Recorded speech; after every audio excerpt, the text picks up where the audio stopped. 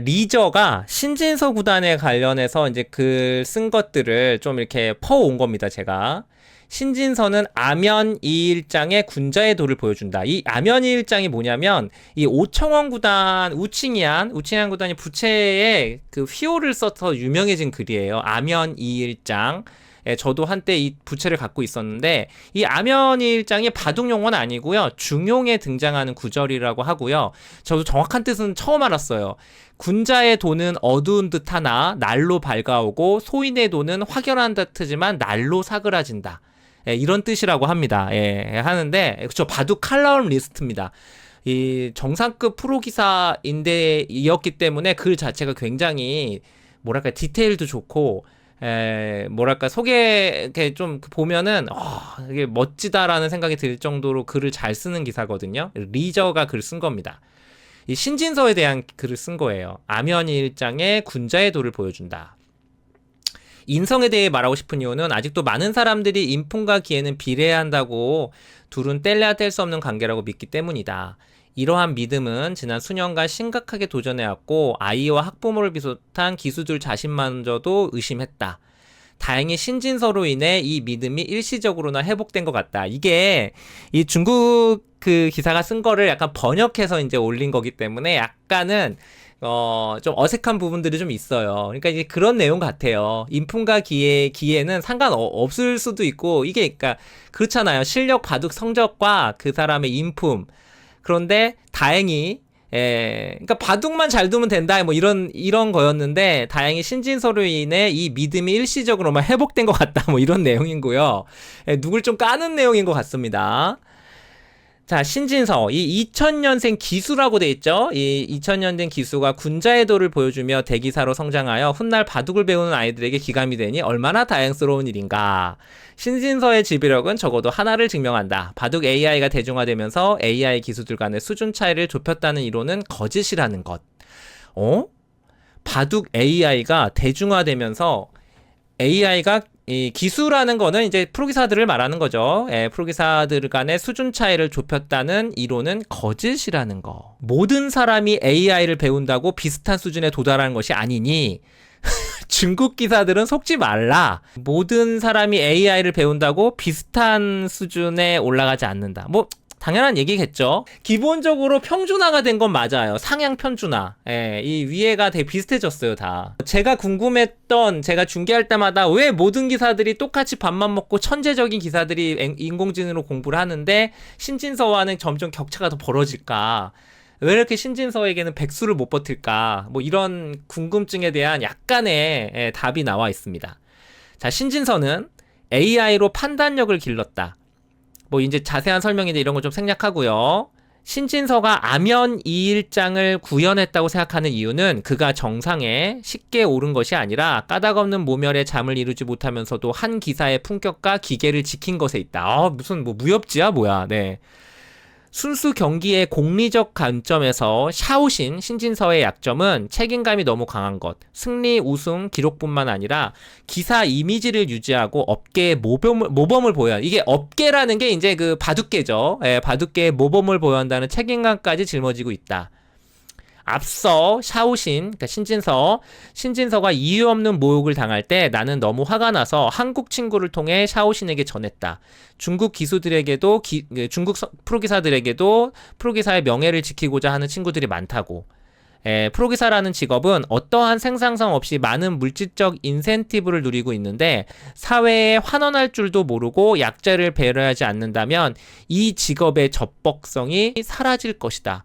중국 프로기사들을 좀 까는 내용도 좀 있어요. 그러니까 인격이나 인품, 이런 것들도 좀 본받아라, 신진서에게. 바둑만 잘 두는 기계가 돼서는 안 된다. 이런 내용을 신진서를 통해서 전달하고 싶었던 것 같습니다. 신진서는 과거의 전투형에서 공반형으로 변모했다. 공반형이 뭔지 좀 여러분 알려주세요. 저도 잘 모르겠습니다.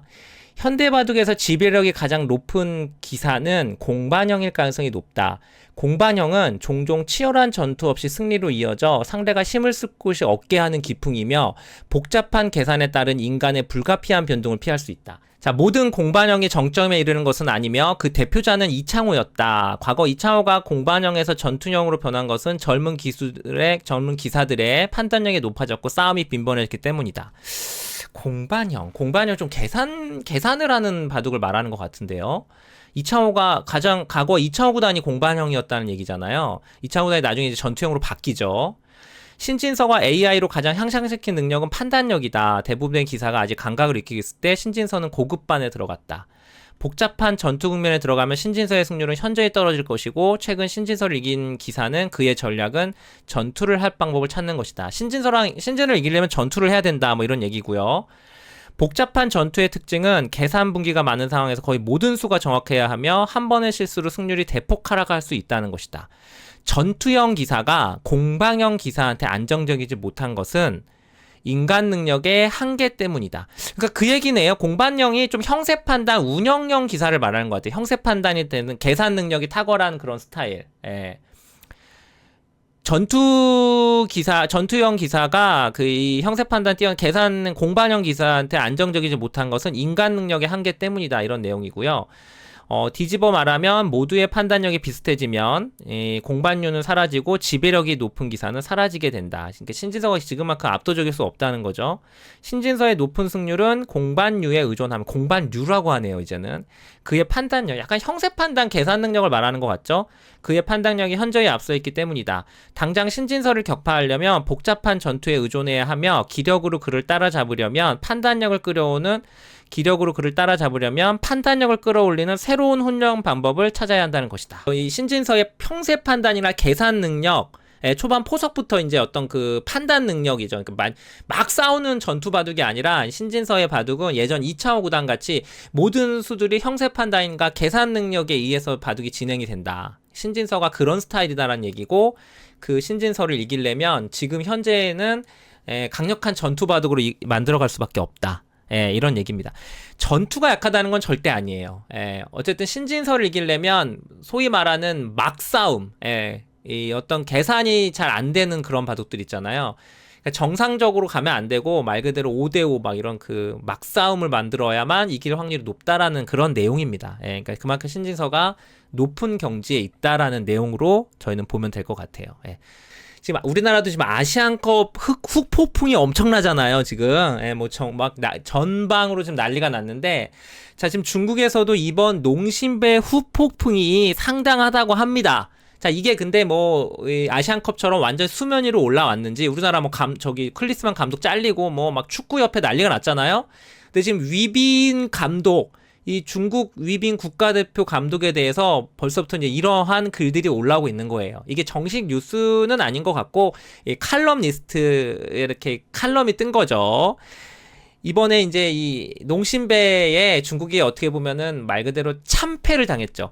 결과로만 보면은 박빙의 최종전까지 가긴 했지만, 그거는 초반에 셰어라오 선수의 7연승 때문에 그런 거고요.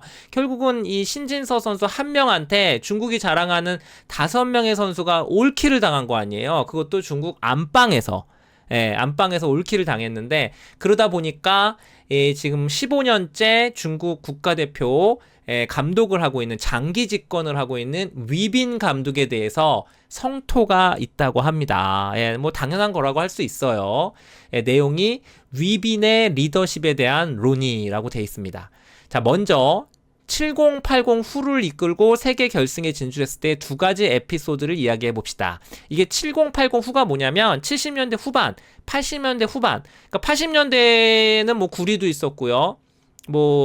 아까 뭐라는 러시아도 있었고, 이런 선수들을 이끌고, 저기 또 창하오, 70년생은 창하오가 76년생이니까, 그런 선수들을 이끌고 세계대회 결승에 진출했을 때 두 가지 에피소드, 이런 얘기를 하는데, 1번이 이제 비시카드배 결승전이에요. 이때가 바로 창하오와 이세돌의 결승전이었습니다. 이세돌과, 유빈 구단이 이런 얘기를 했다는 겁니다. 이세돌과는 6탄전을 해야 된다. 창하오 입장에서. 그래서 창하오에게 이런 조언을 했다는 내용이에요. 유빈 감독이. 이세돌과 6탄전을 해야 된다. 6탄전인 게 뭐라는 게 전투바둑이잖아요. 치고받아야 된다고. 전투바둑을 해야 된다. 자, 그래서 그런 조언을 했다고 하는데, 창하오가 이세돌 구단 6탄전을 벌여서 결과적으로 0대3으로 완패를 당했다. 위빈 구단을 까는 내용입니다. 위빈이 이세돌과 전투를 해야 된다는 의견이 이게 말이 되냐, 일리가 있습니까? 일반적으로 창하오가 이세돌을 6탄조로 이기면 뭐 좋겠지만은 그거는 사실 쉽지 않다. 객관적인 사실이다라는 내용이고, 결국은 이 위빈의 잘못된 조언으로 창하오가 개박살 났다. 뭐 이런 내용입니다. 굳이 따지자면, 내용을 보자면. 진짜 내용이 실제로 그랬는지 좀 봐야 될 것 같고요.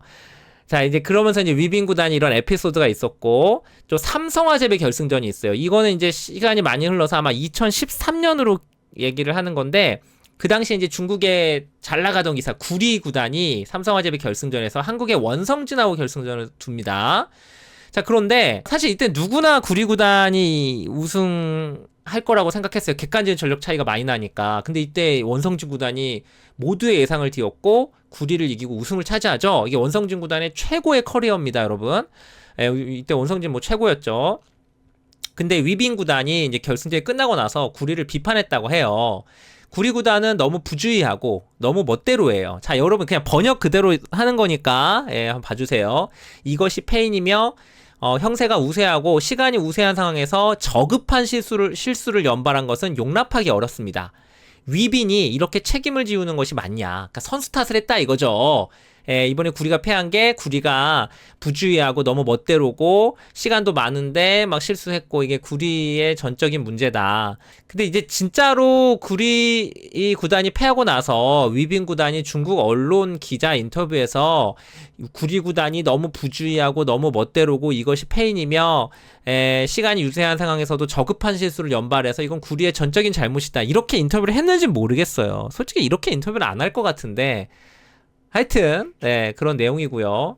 자, 그리고 그 후에 여러분 다 아시죠? 2015년도인가요? 몽백카페 그 유명한 이세돌 커제 결승전 때 커제 구단이 내가 이세돌한테 패할 가능성은 5% 이하다라는 발언을 했다고 해서 우리나라 언론에 난리가 난 적이 있죠, 한번. 근데 사실 근데 이후에 알려진 바로는 커제는 그런 얘기를 한 적이 없는데 이게 좀 잘못 쉽게 말하면 잘못 통역이 나가고 잘못 기사가 나갔다라고 이제 알려졌죠. 하지만 뭐 이미 아직도 5%로 다 기억을 하고 있습니다. 결승전이 시작되기 전 그 당시에 위빈 감독이 커제를 좀 진정시키는 걸 본 적이 있냐?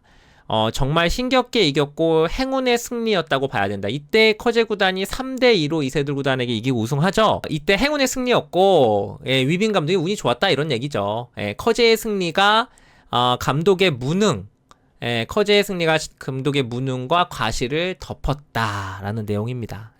대표적으로 이제 위빈 구단에게 비판하는 글들이 많아요.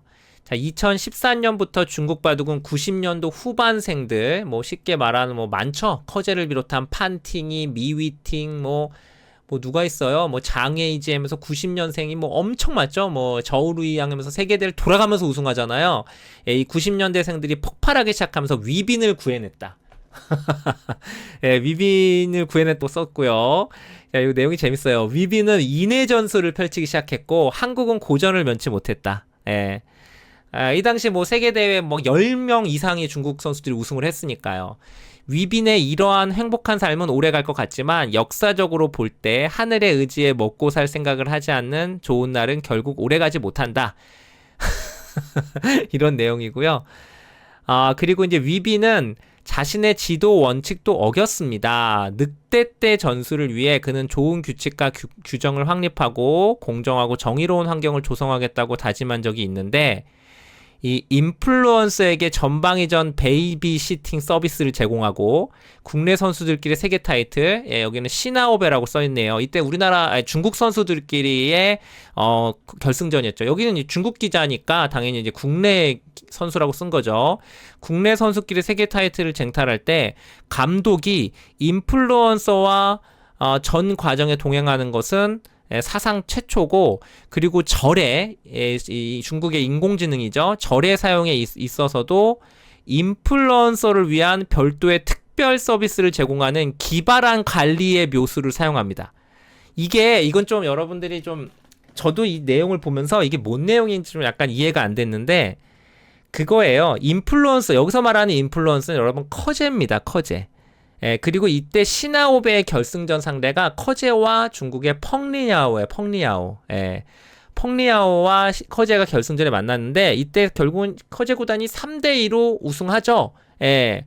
근데 인플루언서라고 재밌게 표현한 거예요. 이제 저기 커제 구단이 개인 방송도 하고 이러니까 이 인공지능 사용에 있어서도 커제 구단에게만 별도의 특별 서비스를 제공하는 기발한 관리의 묘수를 사용합니다. 예, 이런 식으로.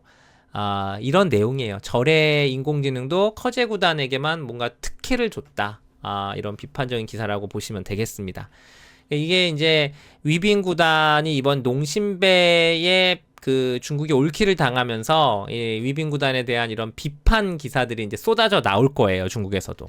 요런 뭐 중국에서 나온 기사이기 때문에 저희가 뭐 완벽하게 팩트 체크는 할 수 없고요. 어쨌든 중국 내에서 이러한 내용들의 칼럼이나 기사들이 나오고 있다. 예, 그런 정도를 여러분들께 좀 소개해 드리려고 하는 겁니다. 예, 실제로 이제 위빙 구단이 좀 오래 하긴 했죠. 지금 15년 이상을 했으니까. 그리고 최근에 이제 신진서에게 너무 연전연패를 당하고 있고, 그리고 무엇보다도 지금 감독이 할 사람이 없는 게 아니에요. 중국에 지금 가장 지금 중국에서 차기 감독 후보로 올라오는 선수가 있죠.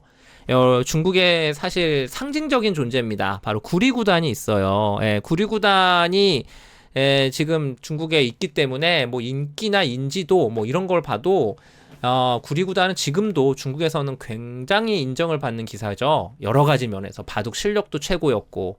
그래서 구리구단이 있기 때문에 사실은 지금 구리구단에게 감독 자리를 넘겨줘야 된다. 이런 내용이라고 볼 수도 있어요, 여러분. 예. 위빙 구단이 15년 했으니까 이제는 구리로 바뀌어야 된다. 뭐 이런 내용을 얘기를 하고 싶은 거겠죠.